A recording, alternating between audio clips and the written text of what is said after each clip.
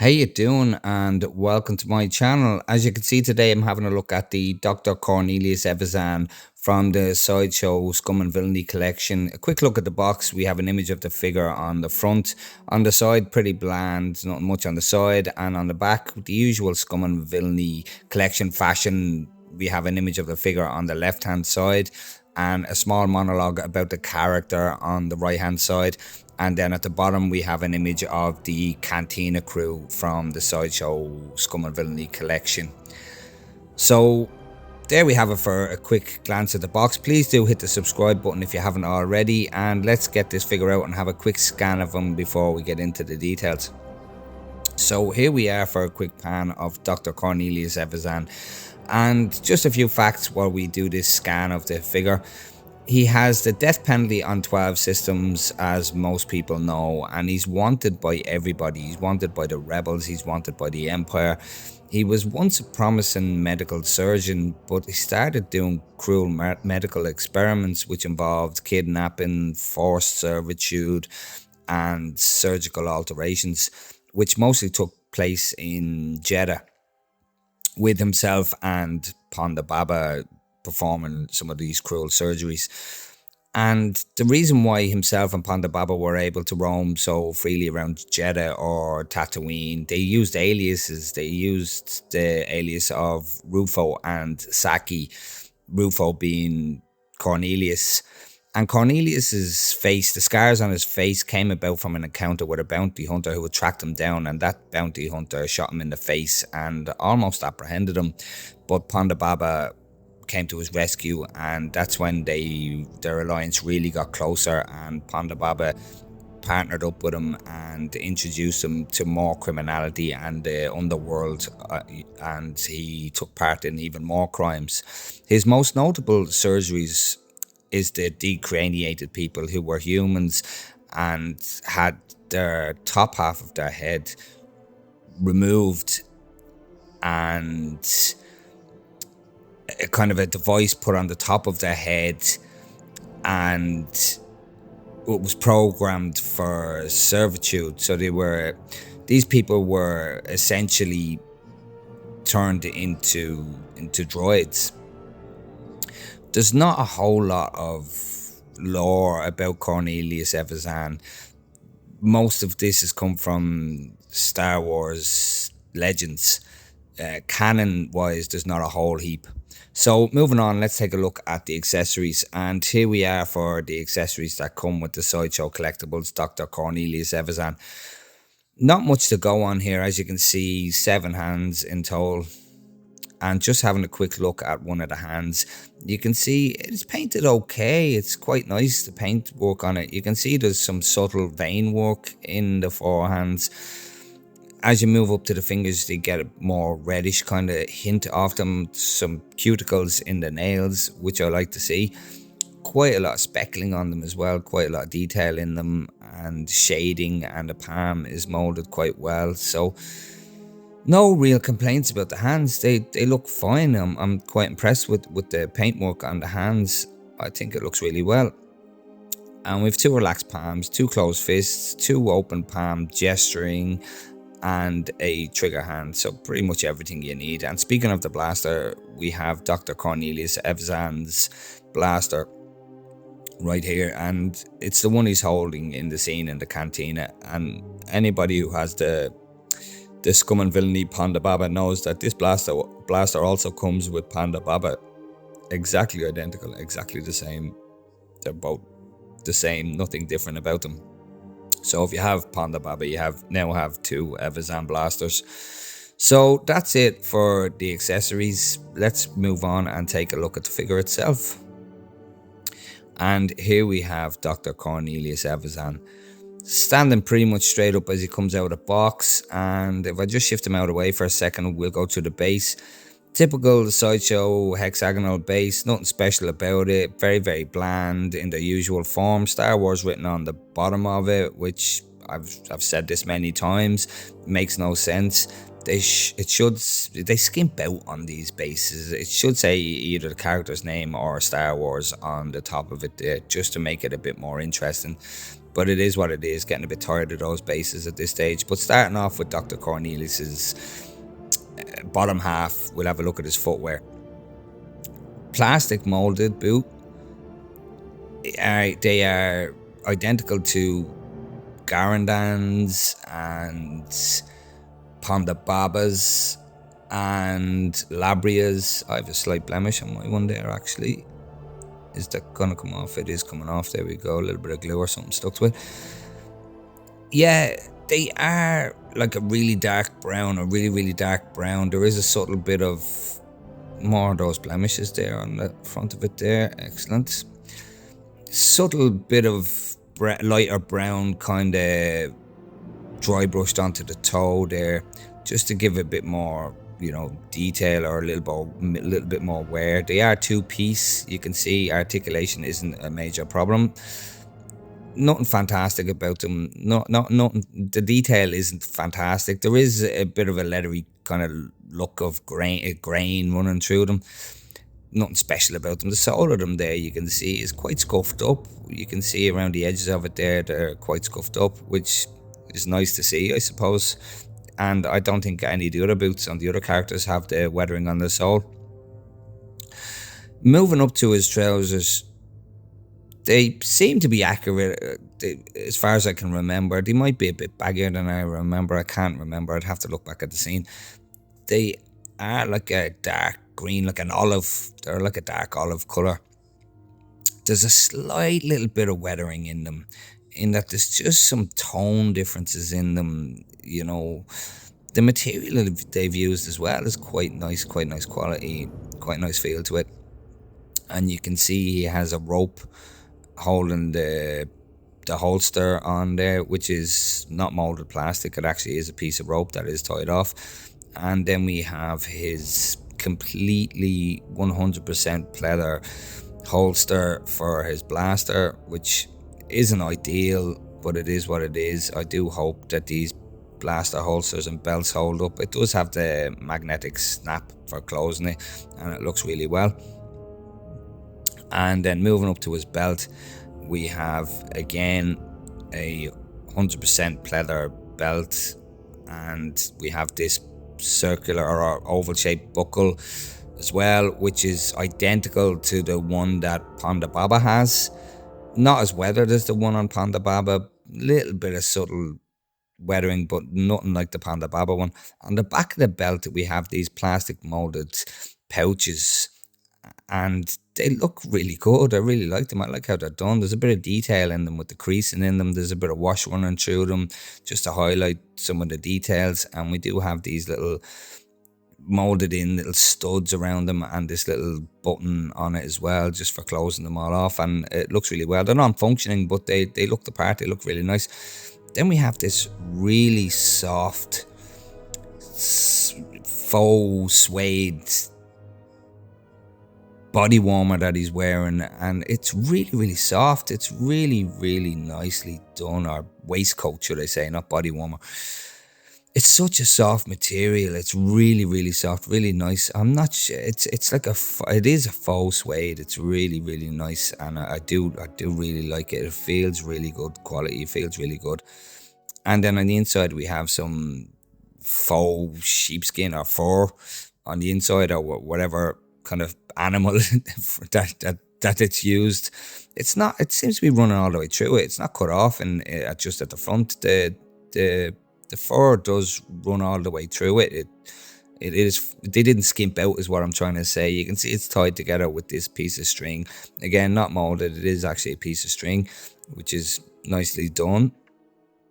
And then underneath it all, if I just pull it down and try and foot it a little bit better, it's a bit loose and baggy. I'm just trying to adjust it and make it look a little bit better. That's the best I can do for now. I'll kind of fix it off camera. We have his undershirt, let's call it. It's almost like a karate gi, the way it comes around to the side, to be honest. It looks like somebody who's doing karate, to be honest. I've a little bit of a problem with it bunching up here, to be honest. I'm going to have to futz with it. I'll have to look back at the movie and find out what way that's supposed to sit. But there's a lot of space, there's a lot of slack in it there. Maybe if I pull it over to the side here, it'll look a bit better. It needs a little bit of, it does need a little bit of futzing to get it a bit better looking. But there's a lot of space in it there, and I do actually need to futz with it to get it sitting right. It does have some weathering through it. It does have some dirt and grime through it. As you can see there, there is speckling through it, and there is some color tones through it. And I'm actually gonna, for this section here, I'm gonna bring the lights down a little bit just so you can see that just a little bit better. And I hope you can see now there is a bit of dirt and grime running through it, and you know, it's just subtle weathering in all the right places. It doesn't look spotless. Even the back of the collar there has a bit of grime on it, and even at the top of the waistcoat that he's wearing it looks a bit grimier. It's a darker color. It looks a bit more worn at the top, which is a nice little touch as well by Sideshow to do. I'm not unimpressed with the weathering on this guy. I'm quite happy that there is that little bit of weathering on him. You know, and he will, you know, for continuity purposes. But unfortunately, they didn't weather Ponda Baba enough. So this guy standing beside Ponda Baba is going to look really, really scruffy, or it's going to make Ponda Baba look too clean. We'll have a look at them together a bit later on, but I want to get focused in on this head sculpt now. So let's get in on this head sculpt and look at the details. And here we are for the head sculpt. And as you can see there, it is on point. It does look how it did in the movie. I've no complaints about the likeness. You know, it is supposed to be a human face, but as I said earlier, he got shot in the face with a blaster, so his face is disfigured. So Sideshow are very good at doing anything other than a human face. Now this isn't a human. It's supposed to be human, but it's not. You know. So they've done quite a good job, and I think all the proportions are right. I think the overbite looks good, the nose looks in proportion, the distance between the eyes and the one eye looking off to the side looks good, and the paintwork on it looks very good too. There's a bit of a 5 o'clock shadow on the side of his face there, and it's quite deep. It's not subtle. It's quite deep. It looks, it's fairly prominent. It looks good. And all the disfiguration on the side of the face there looks pretty spot on as well. Looks great. And if anybody remembers the promo pictures for this guy, he looked a bit grey in them. And I think they've corrected that as well and done some repainting on him to give him a bit more of a richness to his face, or a screen accurate skin tone. I really like the way this eye here is pointing up. It's not centered like the other eye. They're not in sync, you know, which is on point. I really like the teeth. The teeth are done so well. They're big. They're really separated. There's a lot of separation in those teeth. The gaps in them are in the right place. They're not in a perfect line, as they shouldn't be. They're a bit of a mess. You can see that tooth there is actually sticking out further than the rest of them. So it's molded really, really well. And I love the colour of them, the yellowness of them, and the griminess of them is really good. And the expression that he has as well is really good. It's almost like he's in mid-sentence. As for the hair, kind of typical Sideshow hair. Well, Sideshow are kind of hit and miss with their hair. But this hair is fully sculpted, so there's not much they could do wrong here. It's a little bit lacking. On the top here, if I can just get this in the frame here, in the sense that it's bland at the top. Obviously he has his bald patch, which he's supposed to have, which looks the part. But the paintwork on it just looks very weak. It looks very thin. It's not the best paintwork. It's now honestly I'm sure it's very difficult to do thinning hair in molded 1/6 scale, so I can forgive them for that. And at the back of it, there's a bit of a depth to it. There's a bit of depth to the back of it there. You can see it's quite lumpy now.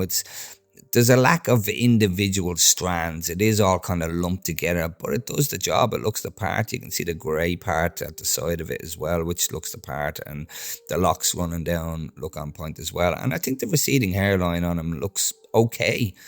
It's pretty spot on for accuracy reasons. So just get him back up on the stand there. I think the receding hairline looks pretty spot on. Like I said, it's difficult to mold thinning hair. I just think the paint applications on the top of his head are very thin and a little bit lacking. So yeah, like I said, I can kind of forgive them for that. It's very hard to do a thinning hairline. So yeah, I do forgive them for that. But the paint applications could be done better on the top of his head. But on the sculpt, the paintwork is very good. Above the nose ridge there, you can see that it's a bit redder, and under the eyes are a bit darker as well. There's some wrinkling in the mold. Under the eyes looks good, and this eye here in particular, above the eye, does have a good bit of detail to it as well, with some kind of crease lines and texture to it. I'm absolutely impressed with it. As for the neck, you can see there that the neck, and anybody who has, if I can get this to focus in, anybody who has the Sideshow Collectibles William Money from the Clint Eastwood Legacy, or the Pennywise, the Tim Curry Pennywise figure, will instantly recognize this neck. That is the exact same neck as William Money and Tim Curry's 8. So therefore, I believe they have used the same body. It's a reuse of that body.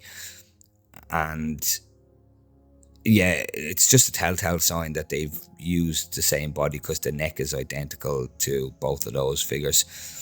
So there we have it for the Dr. Cornelius Evazan head sculpt. So next up, let's have a look at the body. As a lot of you may know, that the Sideshow bodies are hit and miss, so I always mention the bodies when I can remember to on the Sideshow figures.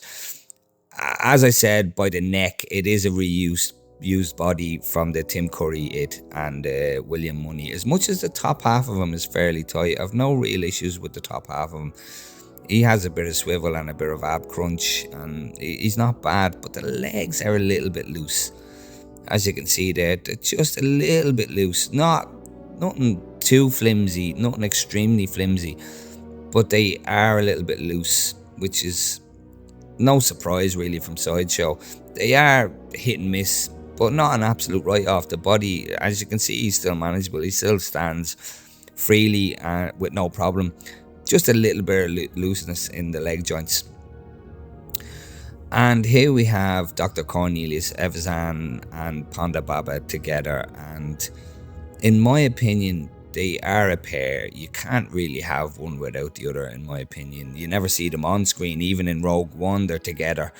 My only gripe with them is, in the pairing, is that there isn't enough weathering on Ponda Baba.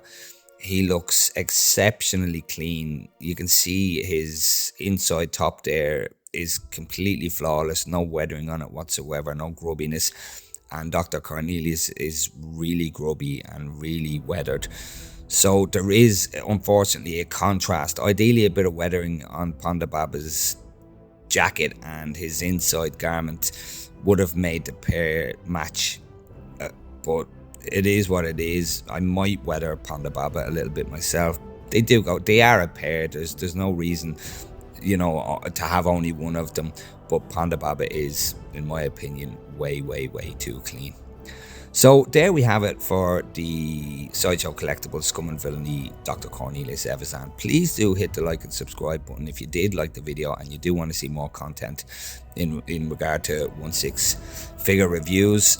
And thanks for watching. If you made it this far, thanks for sticking around, and keep your eye out for more content from myself, and take care.